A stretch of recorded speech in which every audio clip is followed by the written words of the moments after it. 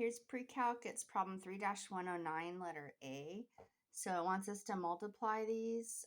So we need to get a common denominator on the first one. So I'm going to multiply the 1 on the top and bottom by y. So I got y over y. So now that I have the common denominator, I can go ahead and write these as x plus y over y. And then this one is x squared minus y squared is a difference of squares. So I wanted it factored because I can't cancel things that are add-ins. I can only cancel factors.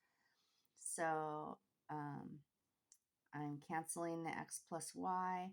I'm also canceling this y with the y squared. So that gives me a 4y on the top and a y or x minus y on the bottom. And then here's letter C. So letter C has a lot going on. What I do first is I work on the inside of the parentheses first. So this can be written as 1 over x squared and 1 over x and 1 over x cubed. So I did that here. Then I'm going to try to get common denominators for each of them. So I picked x squared. I multiplied the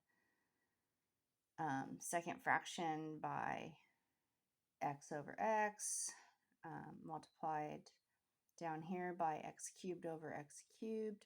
Now I have common denominators, so I can write them as single fractions.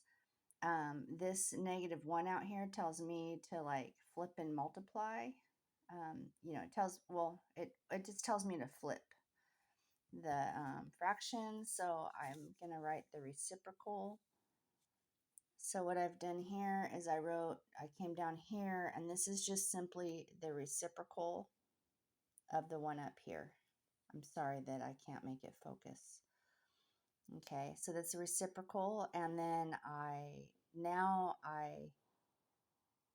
have two fractions that I'm trying to divide, so I'm going to flip and multiply. So the second fraction got turned into the reciprocal, and I'm going to multiply.